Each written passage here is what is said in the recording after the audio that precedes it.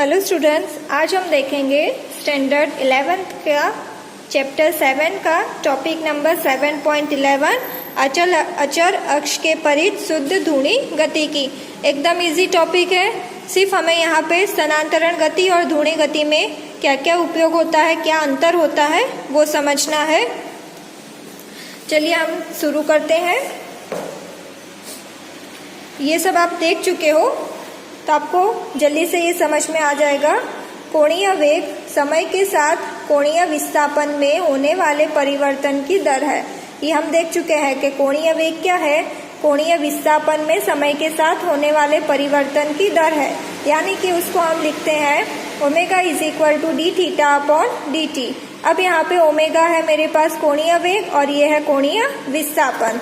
चूंकि घूर्णन अक्ष अचल है, कोणीय वेग के साथ सदिश की तरह व्यवहार करने की आवश्यकता नहीं है। तो यहाँ पे त्वरण क्या मिलेगा हमें, alpha is equal to d omega upon d t. Alpha है कोणीय त्वरण और ओमेगा है कोणीय वेग। अल्फा का परिभाषा क्या होता है, कोणीय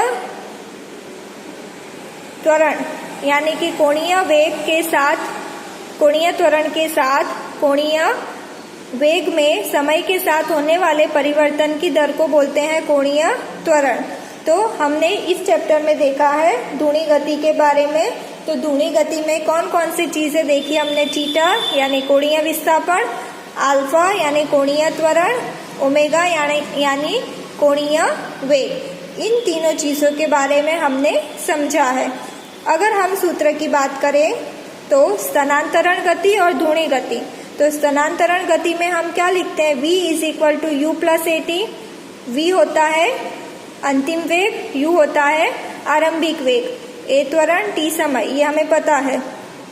तो उसी तरह हम धुनी गति में लिखेंगे v यानी अंतिम वेग को लिखते हैं ओमेगा इज इक्वल टू आरंभिक वेग को ओमेगा 0 प्लस अल्फा t। दूसरा समीकरण है x is equal to x 0 plus v 0 t plus half a t square.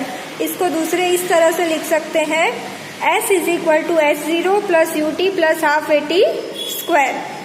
तो इसको हम किस प्रकार लिखेंगे, s क्या होता है, विस्थापन होता है। तो यहाँ पे हम विस्थापन के रूप में लिखेंगे theta is equal to theta 0 plus omega 0 t plus half a t square. आखिरी इक्वेशन है v square is equal to v 0 square plus 2ax। इसको दूसरी तरह से हम इस प्रकार लिखेंगे v square is equal to u square plus 2as।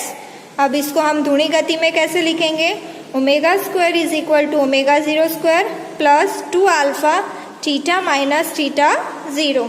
तो ये आप समझ सकते हो कि जो चीज़ हमने स्थानांतरण गति में उपयोग किया है वही सेम चीज़ धुनी गति में होती है, सिर्फ कुछ नोटेशन बदल जाते हैं। आप ये समीकरण से पता लगा सकते हो।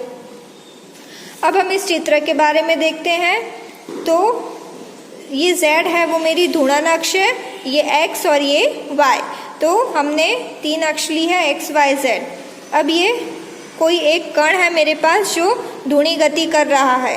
अब वही कण पहले कुछ समय पे p0 पे था, तब उसका विस्थापन था थीटा 0। कुछ समय बाद वो p पर पहुंचा, तब उसका विस्थापन हुआ थीटा। कुछ समय बाद वो यहाँ पहुंचता है, तब उसका विस्थापन होता है थीटा डैश। तो इस तरह से समय के साथ कण की स्थिति यानी पोजीशन और उसका विस्थापन बदलता रहेगा।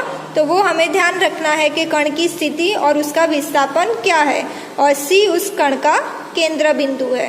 ठीक है, तो ये बात हो गई धुनी गति की। अब यहाँ देखते हैं अचल अक्ष के परित धुनी गति की। तो इसमें हम दो चीजें देखते हैं, टाउ यानी कि बल आघूर्ण और बल आघूर्ण द्वारा किया गया कार्य। तो इसमें हम देखेंगे सारणी 7.2। तो इसमें आपको कंपैरिजन ही बताई है, तुलना करी है कि रेखीय गति में विस्थापन लेते हैं x, कोणीय गति में थीटा। वेग होता है dx अपॉन dt, तो कोणीय वेग होगा omega is equal to d theta upon d t. त्वरण अल्फा होगा dv अपॉन dt, त्वरण यानी कि a होगा dv अपॉन dt, कोणीय त्वरण होगा alpha is equal to d omega upon dt। द्रव्यमान को लिखते हैं m तो उसके सामने धुनी गति में द्रव्यमान की जगह जड़त्व आघूर्ण का प्रयोग होता है I। बल F is equal to m a, तो धुनी गति में बल को बोलते हैं बल आघूर्ण, tau is equal to I alpha. कार्य को लिखते हैं डी डब्ल्यू is equal to f d s, तो धुनी गति में W is equal to tau, क्योंकि F की जगह बल की जगह हम क्या लेते हैं टाउ, टाउ डी थीटा। गतिज ऊर्जा होता है हाफ एम वी स्क्वायर, धुनी गति में होता है हाफ आई ओमेगा स्क्वायर, क्योंकि m द्रव्यमान की जगह हम जड़त्व आघूर्ण I का प्रयोग करते हैं। शक्ति P is equal to f v, तो धुनी गति में P is equal to tau omega, F को लिखते हैं टाउ, V को लिखते हैं ओमेगा। रेखीय संवेग P is equal to m v, तो यहाँ पे होगा कोणीय संवेग L is equal to I omega.